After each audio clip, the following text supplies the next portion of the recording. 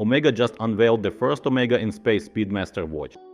Actually, this is the second first Omega in Space Speedmaster. This is the model with the direct connection to space exploration, and it's smaller than the regular Moon watch, Speedmaster Professional. But is it a better watch? Let's explore the new watch features, and most importantly, let's see what's new and how is the model different from the first iteration.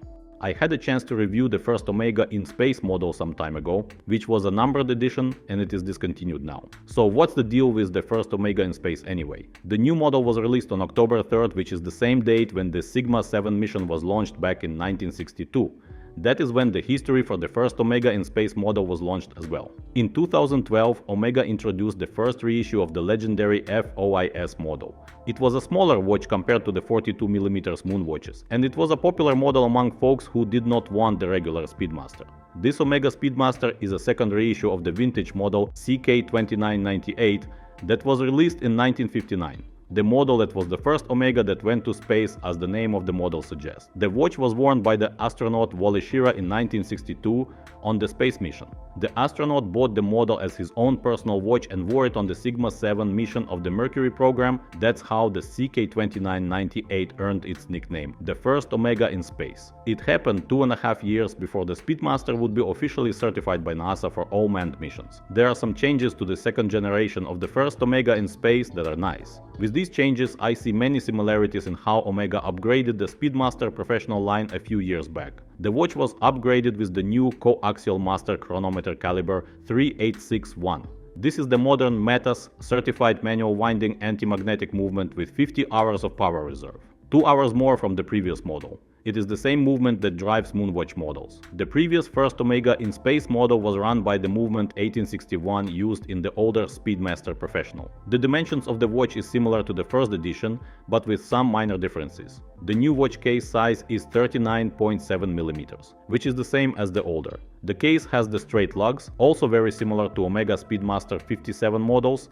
The thickness is 13.4mm, which is slimmer compared to the previous model 14mm. The lug-to-lug though is longer in the new model, 48 versus 47mm. Both models are with sapphire crystal and anti-reflective coating underneath, but the new model description suggests that the crystal is Hesalite-like. Would be interesting to see it in the metal.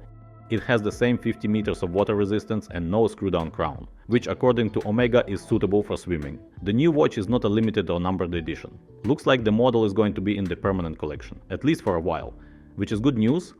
The model got the deep blue dial instead of black, which in photos looks absolutely gorgeous. Also similar to the Speedmaster Professional, it now has a step dial. The Omega logo is applied as before, the only difference is that the new model got the vintage style logo. The bracelet seems very similar to the flat one used in Speedmaster 57 models with an easy extension system inside. The lug spacing is 19mm. The lume on the hands and markers are now in a beige color to emulate the lume aging, which definitely adds a vintage feel to the watch. The previous model was with the regular white color lume.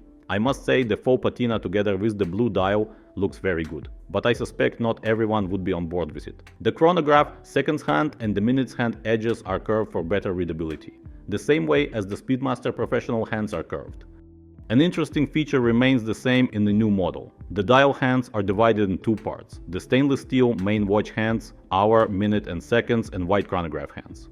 The back case on the new model features the Seahorse and Seamaster engraving, which emulates the engraving of the CK2998 model from 1959. The first reissue of the first Omega in Space had a more complex back case. The watch is priced in the same range as the Speedmaster Professional. It's between Hesalite and Sapphire versions. In Canada, the version on the bracelet costs $200 less than the Omega Speedmaster Professional sandwich on the bracelet. It's the version with sapphire crystal and see-through back case.